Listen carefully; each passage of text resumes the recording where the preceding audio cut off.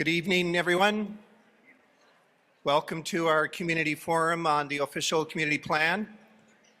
My name is Mike Fury. I'm the Chief Administrative Officer at the municipality, and I'm just going to get us going this evening. Very quickly, so you're all you're in the right room. This is the update community forum on our OCP and vision. We really appreciate everyone taking the time to come out this evening. It's a beautiful evening. It's sort of been a bit raining on and off all day, but it's a gorgeous evening now. So thanks for taking the time out of your day to come out and participate in our community forum. Just going to quickly walk through the overview of what's happening this evening. You've just experienced our drop-in open house format, and hopefully everyone had a chance to look at the posters that are on either end of the room, which provides a opportunity for you to do some dot matrix voting. We're now going to move into some presentations, and I'll just touch on who's going to speak in a moment. And then we're going to have some table input, and that's an opportunity for all of you to pick out which chapter you'd like to voice your views on the most and join that table. How that's going to work is going to be explained out in more detail in a few moments by Mike Kierkegaard, who's our Director of Planning. After that, we'll have a few quick closing remarks. So we're going to start out with a welcome and a vision OCP project overview and some introductions by our mayor, Nancy Wilhelm-Morden. We're then going to, we have asked some members, leaders in our community to come up and talk to the various components, sort of the key components of the OCP. In terms of vision characteristics, we're going to have, excuse me, Shannon Gordon from the Whistler Center of Sustainability, Claire Ruddy from AWARE is going to be part of that as well, and Jackie Dickinson, the new Executive Director of the Whistler Community Services, congratulations Jackie, is going to be part of that as well. And then we're going to proceed, and Mike Kierkegaard, as I said, is our Director of Planning, is going to provide a project history, some highlights and next steps, and then talk about how the evening is going to run, and I won't steal Mike's thunder on that one. So in terms of input, hopefully many of you participated in what we call phase one. We had a similar community forum. There was lots of folks who attended that a little while back. I think that was in January. We had that forum. We had an ideas book that was shared. We had an outline and an online questionnaire, postcards for the future, and through all of that we received about 1,100 responses. Tonight, as I said, we're going to have community and subject matter experts provide sort of input. Sorry, I'll step up there. We have been talking to various partners about a number of different chapters, pulled committees together. For example, on the transportation chapter, we got input from the Transportation Advisory Group. And tonight we are having a forum, and then online until Friday, July 13th at this address will be another opportunity for input, and then a public hearing targeted for September 4th.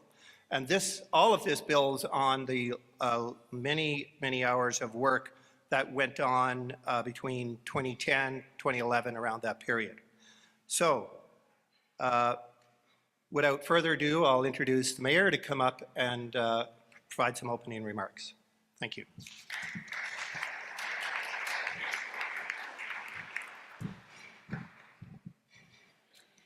Thanks, Mike, and thank all of you for coming out tonight. This is an amazing number of people who would come on a June evening. I know it's very busy for people with school-aged children and planning vacations and so on. And what a weird day we had with weather. I thought the storm would keep people away, but not so much. So once again, thank you so much for coming. I'm just going to skip by the first 3 pages of my remarks. This evening is really an important milestone in our progress of refreshing our community vision and updating our OCP. And whether you've been a resident for decades or you're new to the community, you're part of the story, and we welcome your input. Of course, we all know that Whistler is a unique place for many reasons, and that's what holds this place so near and dear to our hearts. People come to Whistler by choice, not by chance. And that's really what gives this place such a special feel. We are entranced by the mountain culture, the lifestyle, and the experiences. And that's really what gives Whistler its energetic and its eclectic flavor. From the very beginning, Whistler's leaders were committed to a guiding community vision, and whether it was Myrtle Phillip with her idea of a summer fishing resort, or those who came later with the thoughts of hosting the Olympic Games, our accomplishments are a result of the hard work, the bold style, and the determination of community members, partners, and businesses. Our earliest official planning documents incorporate themes that are as relevant today as they were then. Whether it was our first official community plan back in 1976 or the Comprehensive Development Plan of 1993, we can see the same kinds of themes. Themes of the balance between tourism and community, themes concerning housing, recreation, protection of the mountain environment, planned development, and a pioneering spirit to do new things and to do them our way. Having a vision and a plan to articulate how to get there is important because it allows everyone to strive towards the same things, no matter what their role is in the community. It informs our direction and it guides community decision-making and helps us to be clear about what we want and how to achieve it. The same qualities that drew us to this place, the healthy lifestyle and the chance to create our own opportunities, are what have always kept us here. Whistler has a strong history of thoughtful and deliberate community planning, and I truly believe, and I've said this many, many times, that that is the foundation of our success. Community planning is a comprehensive approach implemented along a continuum where policies, plans, and programs based on active community engagement and evidence-based decision-making provide the roadmap between what we envision for our future and our current reality, what we see, feel, and experience in Whistler from day to day. Now, it's been a priority of this council to complete the official community plan update and to renew the Whistler 2020 vision originally created in 2005. You may recall that we started the official community plan update back in 2010 and embarked on a substantial process which involved about 2,500 hours of community time. The plan was adopted by the Council of the Day in 2012, and it was approved by the province of British Columbia that same year. But in 2013, the province was challenged in the Supreme Court of British Columbia by the First Nations for not meeting its First Nations consultation obligations in their approval process. So as a result, the OCP was quashed. Since then, we have made efforts to continue to move the OCP forward. Building upon the MOU, which we signed with the province, the Lillooet, the Squamish First Nations, and Whistler Blackcomb, we have continued our renewed efforts to work collaboratively. Council and staff have been working for many months with community committee members, partners, and the First Nations to ensure that all stakeholders have a voice. We also hope to sign a protocol agreement with the First Nations later this summer. Collaboration with the Squamish and the Lillooet First Nations will continue to inform our long-term community planning, and you will see in the drafts of our vision and the official community plan new content that demonstrates that collaboration. We are at an important point in Whistler's history. What we need now is that same spirit of determination that created this community in the first place. As Mike mentioned, so much incredible input has been provided into the draft vision and the OCP. I am always so inspired and so interested to see the common themes that I mentioned earlier, that we hear from the community about what we value, what we're doing right, and what we can do better. So you can see on the screen some of the input that we heard from you earlier this year. First, what do you love about Whistler? And you can see some of those same themes that I mentioned earlier. We also heard from you what we should strive for over the next 10 to 20 years. And again, community stands out first and foremost. I think you will find that the updated materials reflect both the foundational characteristics of Whistler's historic successes and forward-looking aspirations to help guide us forward. And now I have the distinct pleasure of looking at the vision statement and values with you. So here is the vision statement. A place where community thrives, nature is protected, and guests are inspired. We have 8 value statements that support that vision statement. And the first is, our resort community thrives on mountain culture and nature that surrounds us.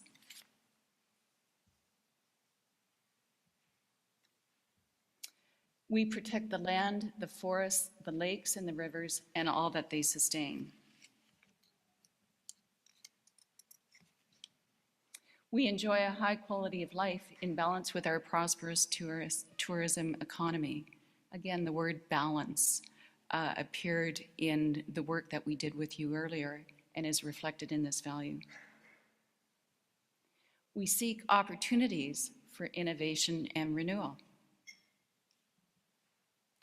We recognize the value of our history and the foundations of our resort community.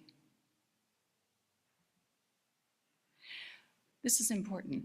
We honor those who came before us, and we respect those who will come after us. We move forward with the Lillooet Nation and the Squamish Nation and reconcile with the past. We value our relationships and work together as partners and community members. So thank you very much for coming out tonight, and I'm now going to turn this over to Shannon Gordon, who will provide more information and background and content concerning the draft vision. Thank you.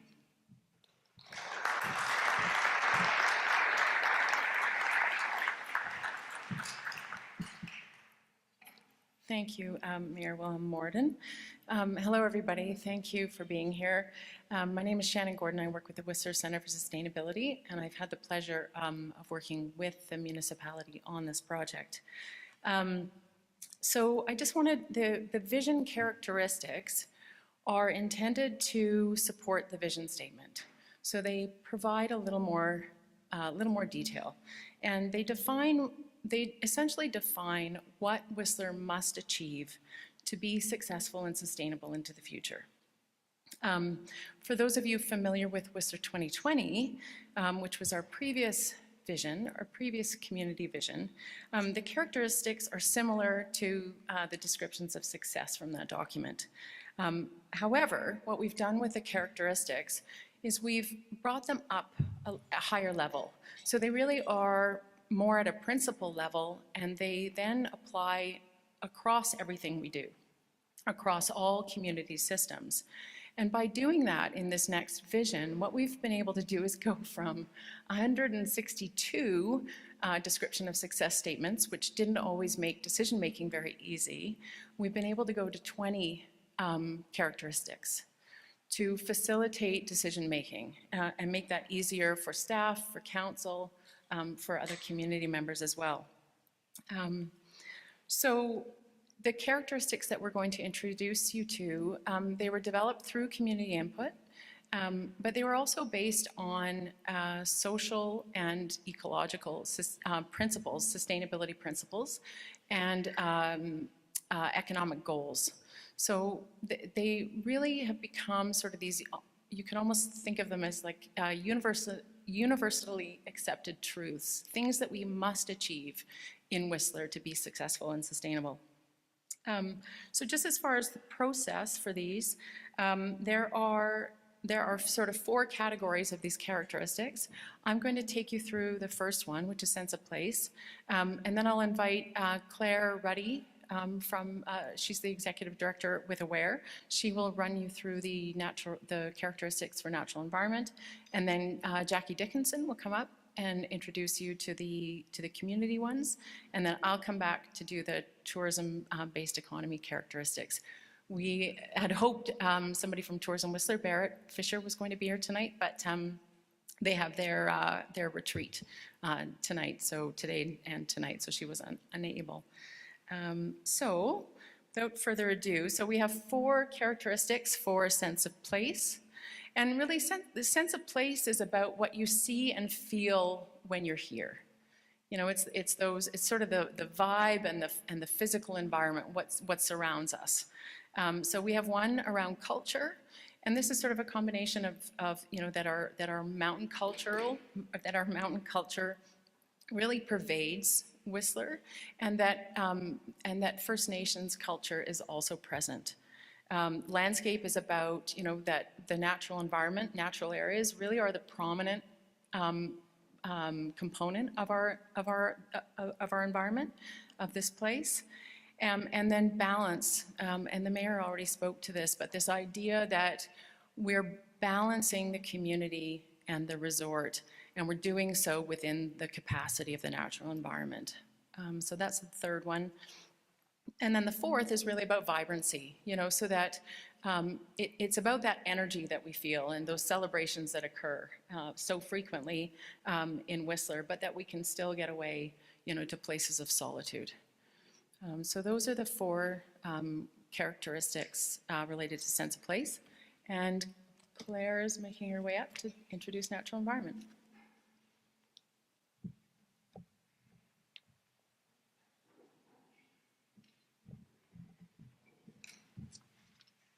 Thanks, Shannon. Okay, so Mayor Wilhelm Worden at the introduction talked about what the municipality and the community had said through the What We Heard sound clouds. And some of the word clouds from that first phase of public input. And what we saw by looking at those responses and what we heard was the importance that the community places on the environment. So when asked what should Whistler strive for over the next 10 to 20 years, the number 1 was protect nature. Then capacity and growth management, so limits to growth was in there, managing growth, balance, and staying within natural limits. The third was community and people. Mountain culture, quality of life, and the fourth was sustainability. So there were various statements in there that supported the concept of sustainability, which, as a reminder, is all about the 3 pillars of society, the environment, and the economy, and finding balance between those. Then came housing, affordability, transportation, all the things that we're kind of dealing with now, but hopefully by the time we get to 10 to 20 years down the line, we've moved on in those areas. We were really pleased to see, with that feedback in mind, that the community input was reflected with the nature is protected, embedded directly in the headline vision statement. And this evening, we're really excited to have the opportunity with you to take a look at whether the vision and the OCP chapters, which we're going to discuss later, will help us to achieve this vision, and is it reflective as a community. So just before I get into the characteristics, I just wanted to share some points that we've been thinking about as we've been looking at the vision and the official community plan over the past few months, working with staff through various committees and meetings. And so, core questions we've come back to is, are these statements, policies, moving us in the right direction? Do we see any gaps? What's missing? And that's where lots of eyes is really helpful. Do the vision characteristics and the OCP goals and objectives and policies help us as community members understand what we're aspiring to achieve and how staff is going to work to support that? And then will we be able to set targets and measure performance as we work towards success? So in terms of the statements, so we've got 5 statements under the environment. So respect, we understand respect and steward natural areas as the foundation of our community and the tourism-based economy. So this is a really good placeholder for the sentiment that was in what we heard, that the environment is the basis of our society and our economy. Protection, our development footprint is limited, sensitive ecosystems, wildlife habitat, and indigenous biodiversity are healthy, protected, and where necessary, restored. We've supported the protection of regional ecosystems, wildlife habitat, and agricultural lands. Access, so where natural areas are accessed and enjoyed for recreation and overall well-being, we do so in a responsible way. Resources, so this is about natural resources are conserved and we're striving to achieve zero waste. Water sources are protected. Natural and synthetic substances are selected and managed to protect human well-being and ecosystem health. And then climate is our last one, with greenhouse gas emissions are eliminated and we're increasing our resilience to a changing climate. And now I'm handing over to Jackie.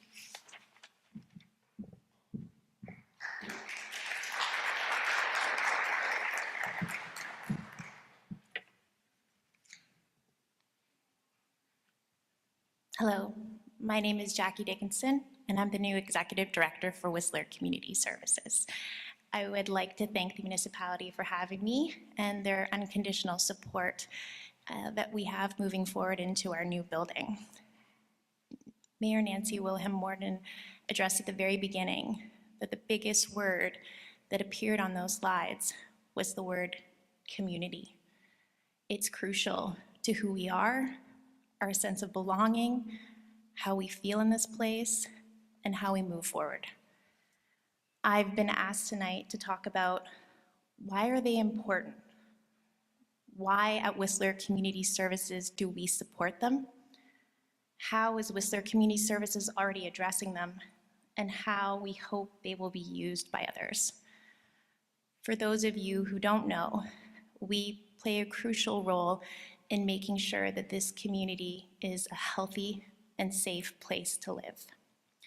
And we ultimately feel that they are important because if we can't take care of our people, then we all lose in this equation. We all fail. Every day, our frontline outreach team has the amazing opportunity to meet people where they're at. Our staff is here tonight if they could stand up. They represent every sector of our community, from people who are aging in place and raising grandchildren and families, to people who arrived with a backpack and a dream, to people who are young working families working hard to make this place a continued great place to be. Every day, we get to hear people's stories, and what we learn from them and what we hear from them is that although we live in a wonderful, beautiful place, we are not adverse to challenges, pain, and trauma. And it is our goal and our responsibility to listen to people.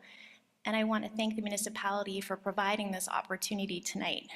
One of the things I take away from it is that people will forget what you said, people will forget what you did, but no one will forget how you made them feel. And it's important tonight, as we sit around these tables, to listen to all of those comments and figure out how they make us feel and where we're headed. Because as it's been addressed at the very beginning, the word community is central to who we are.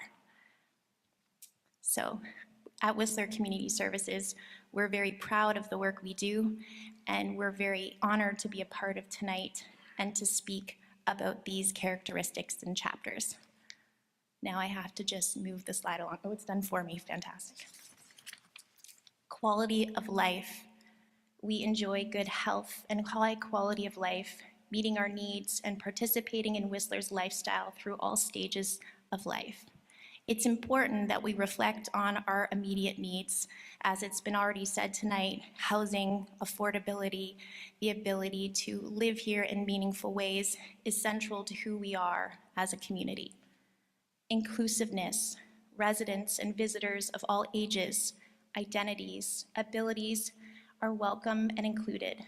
That is something every day at Whistler Community Services we work very hard to strive and achieve.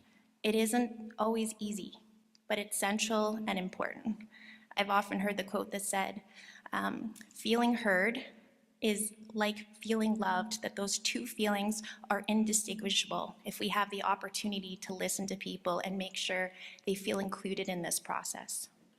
Connected, community connections are strong and interactions with visitors are valued. A true sense of belonging is central to who we are and how we feel here and our health and well-being. Conduct, that people are treated with fairness, respect, and care, and as a result, we enjoy high levels of mutual trust and safety. And that we gather, like we are tonight. Residents are able to meaningfully participate in community decisions, collaborating to achieve our true community vision. And our partnerships are strong with the Squamish Nation, Lillooet Nation, and other levels of government. And that we have open dialogues of honesty, respect, and collaboration, resulting in the achievement of mutual goals and shared benefits. Thank you very much for having me this evening.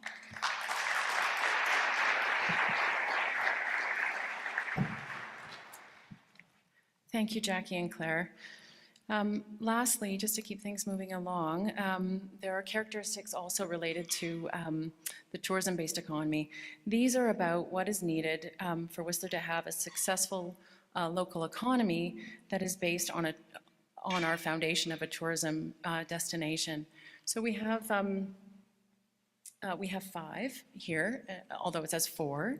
The first one is that we have a resilient economy, that it's diverse, that it's strong, and that it's resilient. And it offers good opportunities for employment and to support high quality of life. The second is about experience, that we, as we have always done, that we offer diverse year-round experiences that deliver good or exceptional value to those accessing them. The dependence, this one is about, that the economy is fundamentally dependent upon certainly our natural environment, but also the community. So it's about the linkages between society, economy, and community, and society, economy, and the environment. Local is very important, as we all know. So this one is about ensuring that local businesses, really thrive in Whistler, and which is critical to making sure, what we offer is truly authentic and real. And then the last one is renewal. And this is something that we've always done, the idea of innovation, reinvestment, and renewal, that we keep things fresh and keep visitors, returning again and again. So those are the characteristics related to the tourism economy. And I will turn it over to Mike now, who will introduce the official community plan.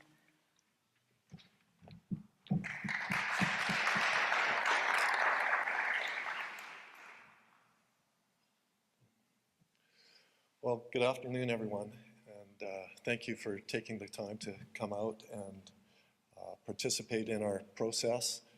Really appreciate you taking the time to engage with us in this process and our community vision and our official community plan. We're excited to be able to share the work that's been done, both on the vision and on the official community plan. And we're excited about hearing your thoughts, and I'm quite confident that you will share your thoughts. We look forward to you sharing your thoughts as part of this public process, and hopefully, as you can see from the work on the community vision, you're able to see your input from the first phase of this overall process.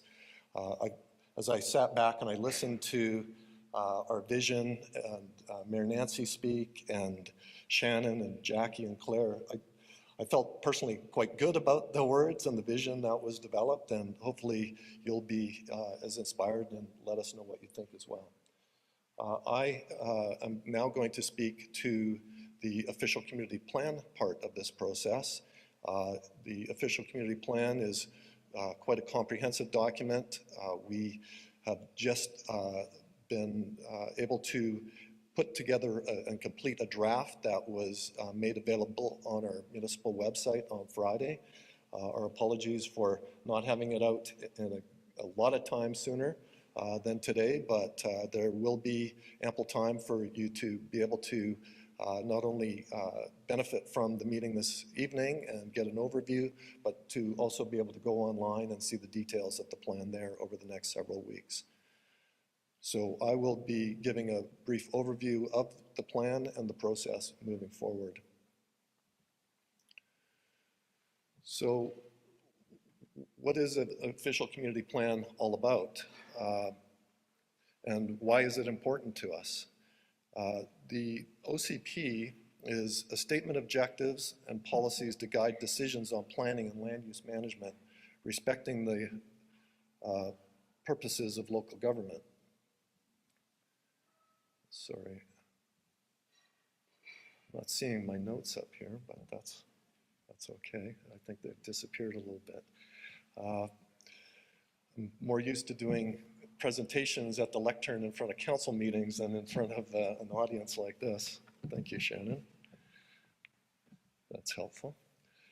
I would really have had to wing it completely instead of having notes, but so the purposes of local government are essentially providing good government for the community, providing services and other things it considers are necessary or desirable for all or part of the community, providing stewardship of public assets of the community, and fostering the current and future economic, social, and environmental well-being of the community. The OCP really operates to control the actions of local government.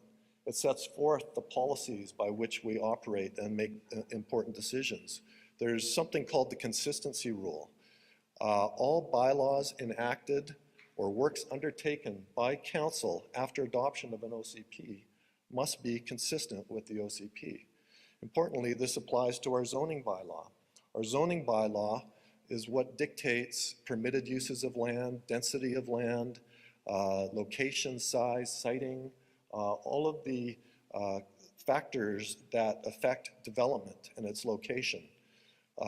Any changes in a zoning bylaw to request additional development, change land use, has to be consistent with the OCP that gets adopted. The same applies for works undertaken by the municipality, whether that's waterworks, infrastructure, sewer, etc. Any capital projects in our 5-year financial plan, those are all to be consistent with the adopted official community plan. Also importantly, the official community plan designates development permit areas. Development permit designations include designations for the form and character of development, so the architectural character, the materials, those kinds of things, the protection of the natural environment, protection of aquifers. There are designations within our official community plan that are mapped and affect certain land areas. And lands within those areas, if there's an alteration of land, construction, alteration of a building, they then would be subject to a permit to meet the guidelines that are in the official community plan.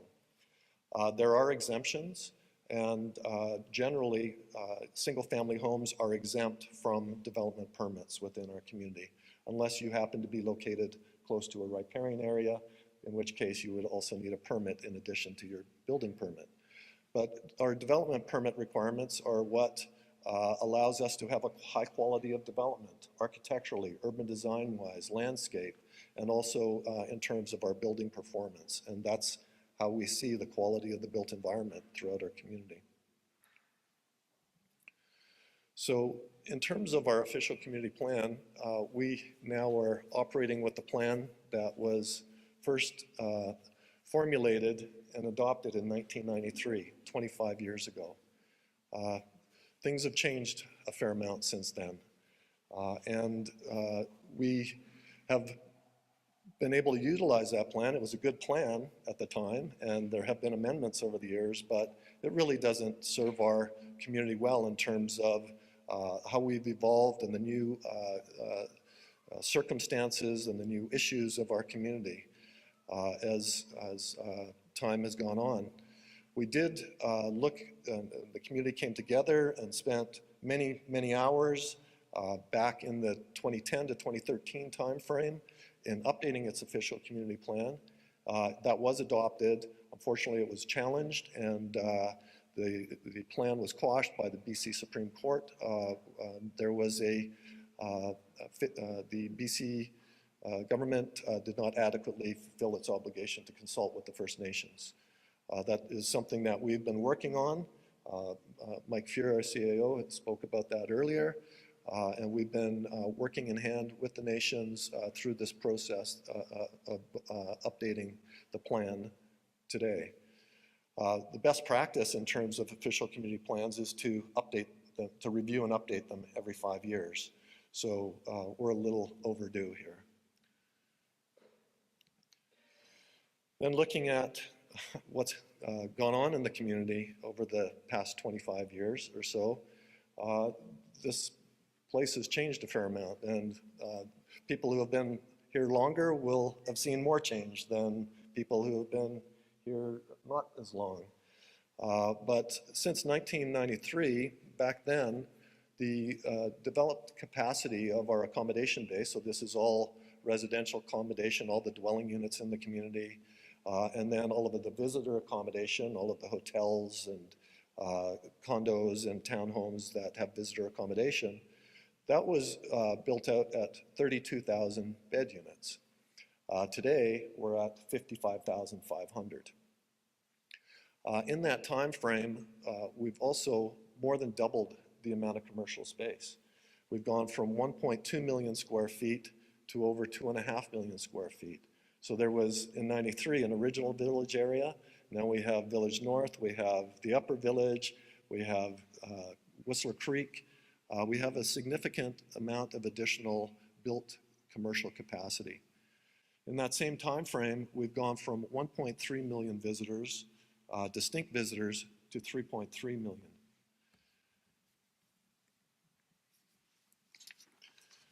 This chart represents our growth in accommodation capacity, measured in bed units, which I believe most members of our community are familiar with.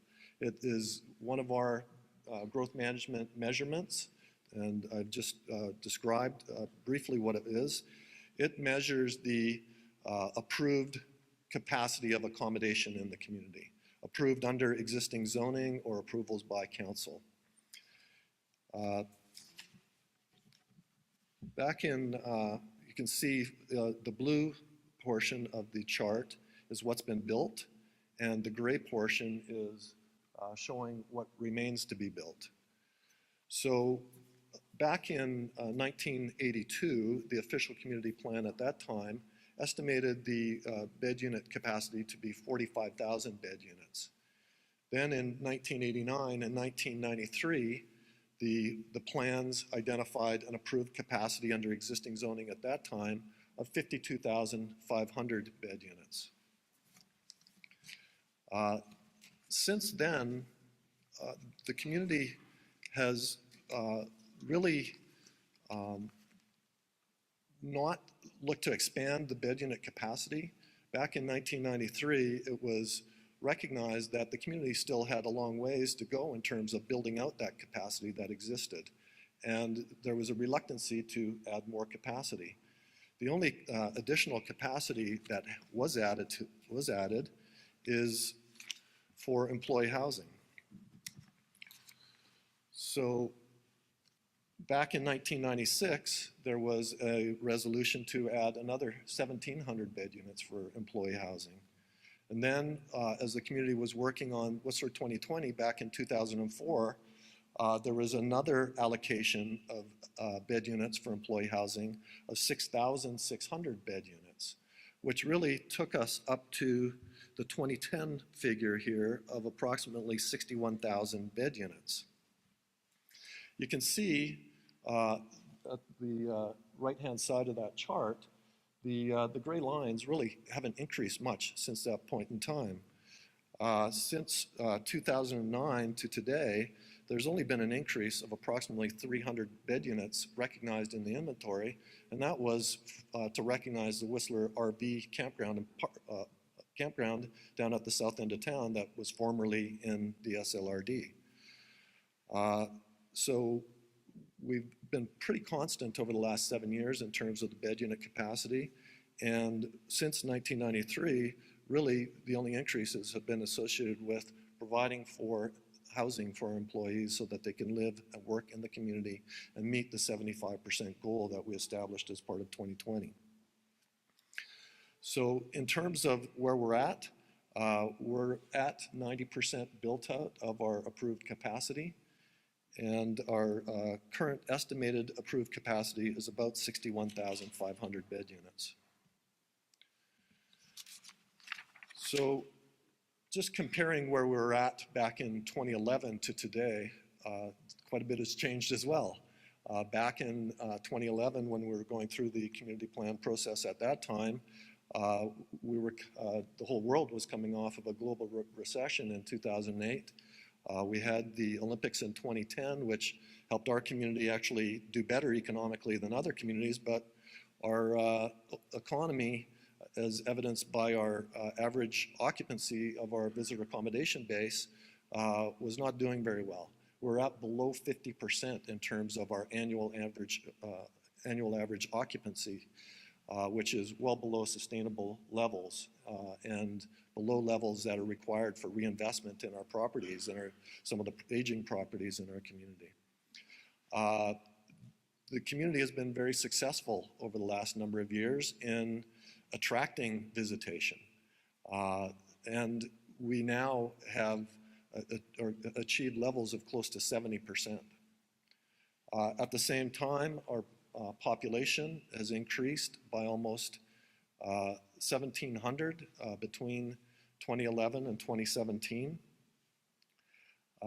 If you look at that number, over the last 6 years, we've been adding about 250 new permanent residents a year. So living in the community, you know, that's pretty significant, 200 permanent residents when you're in a small community, you see that.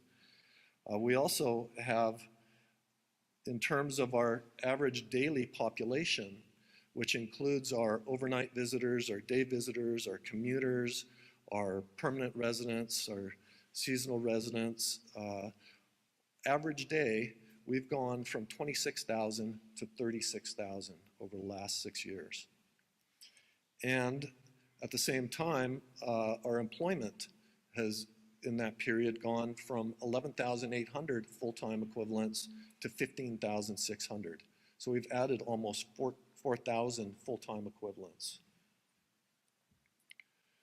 So just getting back to what we've seen in terms of the expansion, I think we've seen the expansion in the capacity of our infrastructure, and now we've been realizing what that infrastructure actually can look like in terms and realize within that capacity in terms of population and visitation.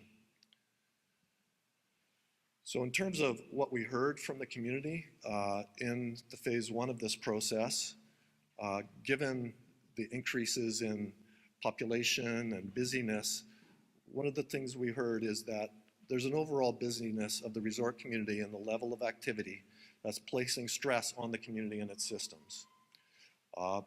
We have heard about impacts on quality of life.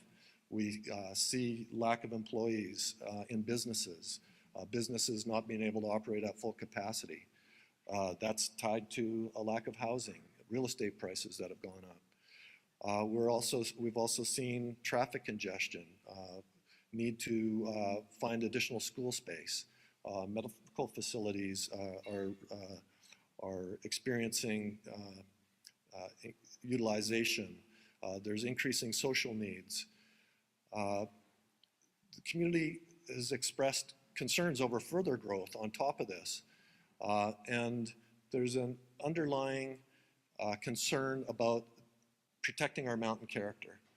And fundamental to that is our natural environment. And we saw that in our vision statements. We also heard from the community that we need a comfortable balance. There needs to be this balance between resort and community, and understanding the relationships between visitation and community needs for housing, transportation issues, utilization of our parks. There's strong support for maintaining our growth management framework and being able to carefully manage any growth that we might experience. And in terms of that means not just the physical development, but also how do we manage the overall level of activity within the physical development that we have. At the same time, we're a community that competes in an international marketplace. Our tourism economy depends on ongoing innovation, renewal, reinvestment. Those are all important things that community members understand and recognize. In terms of our community planning and looking at these numbers, we also know that our economy is very cyclical. We've seen previous peaks in employment. Now we're back up to those peaks. Do you build for the peaks? How do you plan for those? What are the right targets to go after? And then how do all of those things relate? If you build more housing, does that spawn new business activity that spawns other demands on other infrastructure, et cetera? So this is just a look at what the content of the OCP is. It's a very comprehensive document. It now incorporates our community vision. We have a new chapter for our relationships with the Lil'wat Nation, Squamish Nation. It addresses growth management. It addresses our various types of land use, residential accommodation, visitor accommodation, commercial, and resource extraction. It addresses our economy, natural environment, our health, safety, and community well-being, and the different facets of that, sense of community, learning, public safety, health and wellness, community, even community cemetery. We've got to have a plan for our community cemetery. We have policies for learning, culture, recreation, which are all important to the experience that we as community members appreciate, as well as our visitors. Climate action and energy, transportation, infrastructure. There are goals, objectives, and policies for each of those chapters, and they're all interrelated. Those are essentially our various systems for managing our community, managing our growth in our community and how our community operates. The development permit areas I mentioned briefly. There are a number of development permit areas, protection of the natural environment, and then guidelines specific to different parts of our community. Whistler Village, Creekside, community commercial, with specific guidelines that have been vetted through our advisory design panel.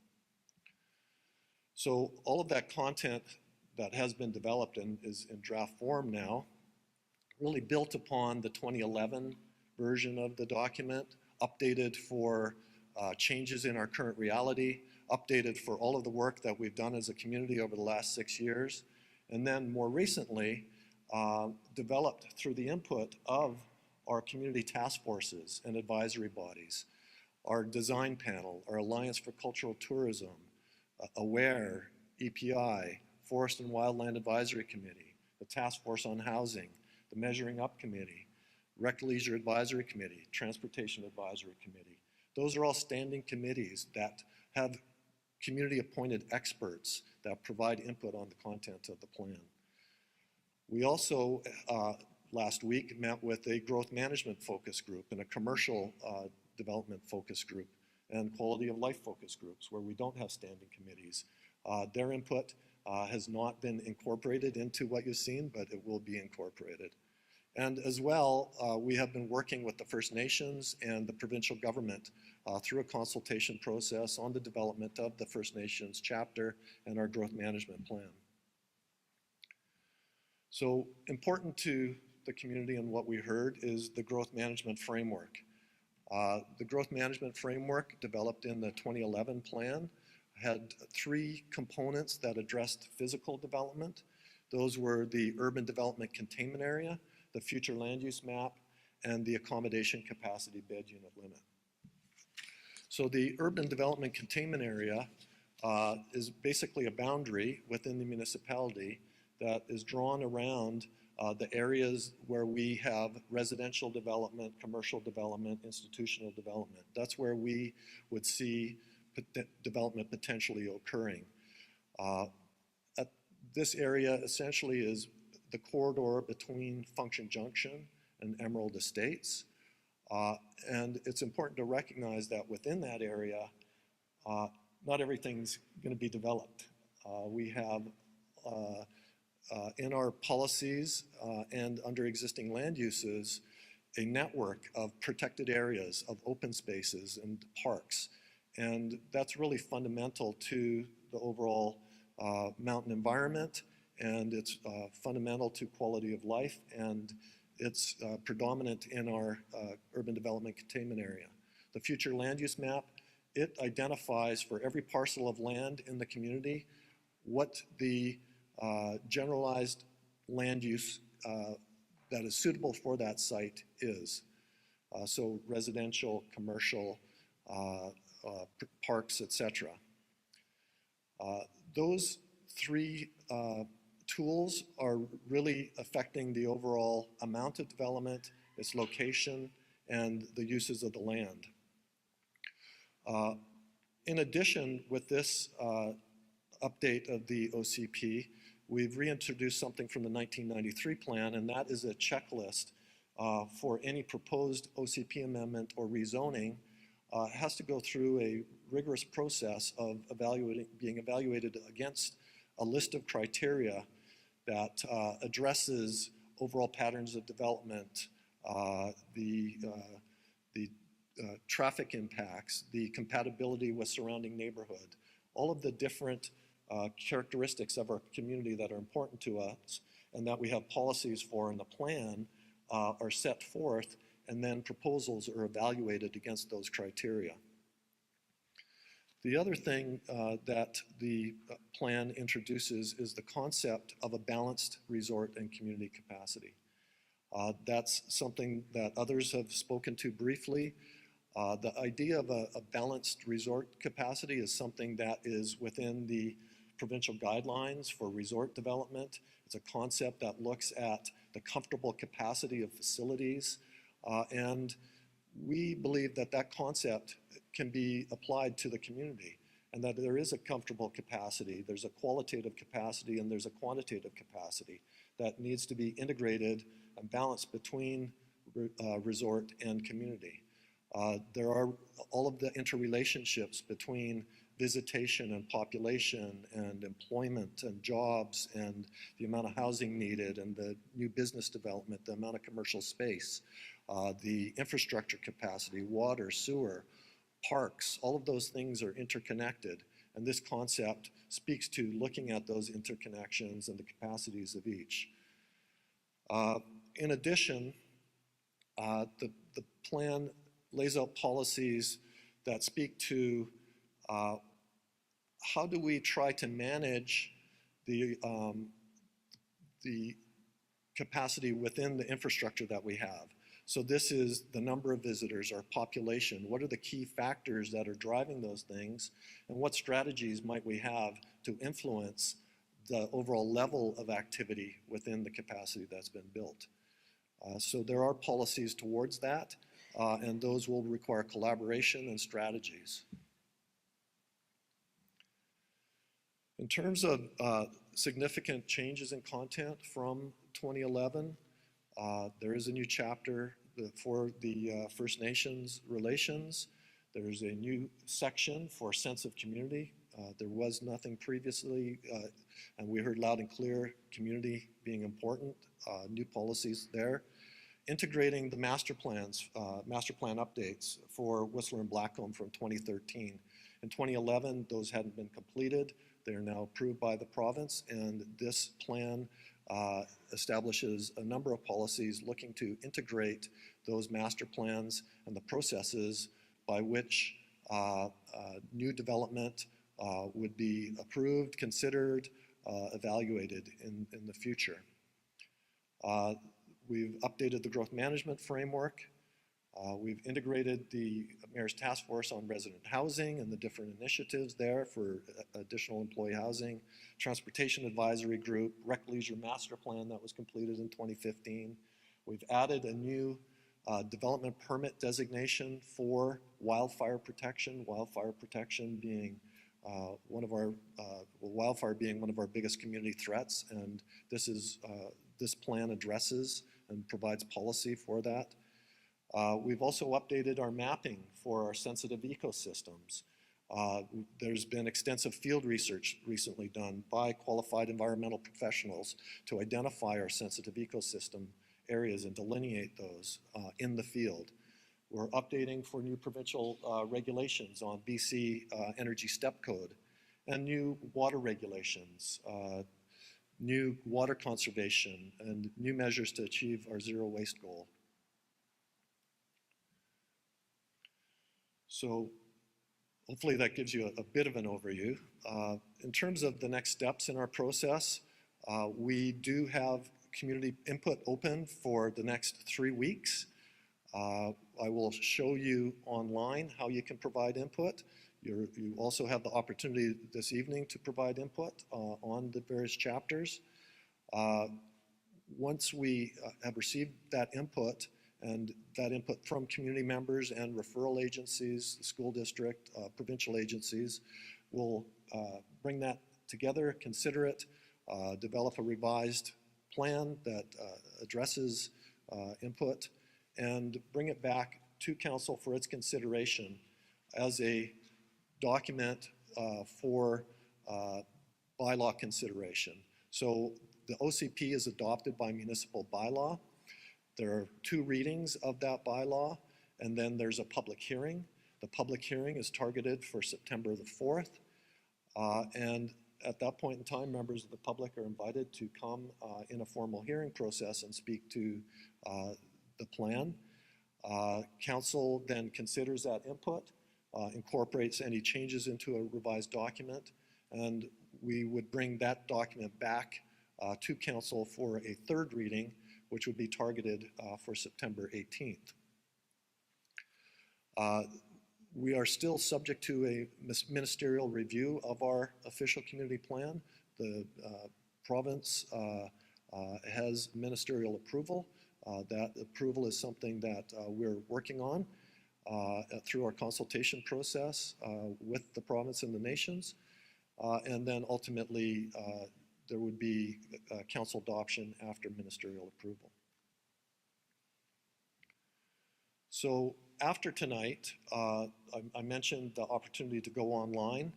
Our communications team has put together a great tool for us at our municipal website that allows you to go to the website at whistler.ca, My Future Whistler, and you can see on the right-hand side of this screen, there are different green boxes for providing comment on the vision or providing comment for OCP content.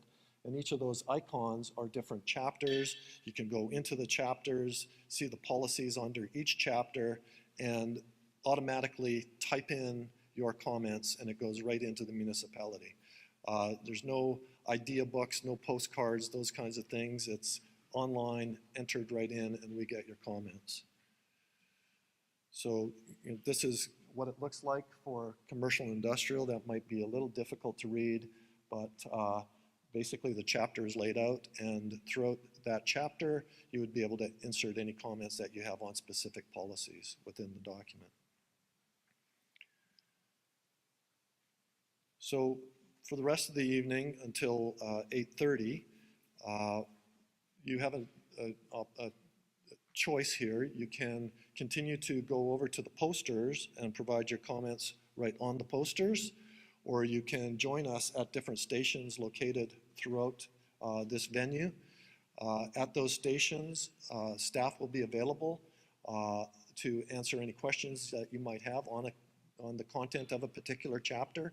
There are also copies of the materials for each chapter that you can read. There are comment forms that you can provide your input on. And so we have, I'm not sure how much longer, but hopefully I didn't take too long in my presentation.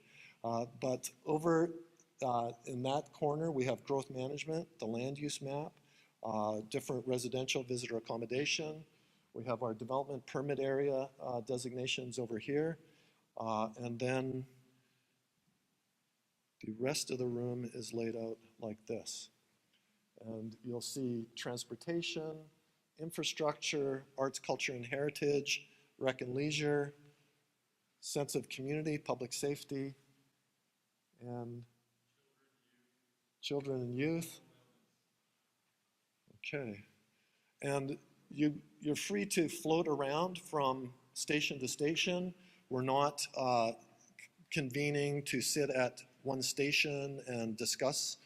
You can discuss amongst yourselves, but you can attend as many stations as you like and comment on at each one of them. So thank you all again. And sorry, importantly, there's also a vision statement, or vision statement station for our vision, which is just over here. So appreciate your time, and please take this opportunity to provide your feedback. Thank you.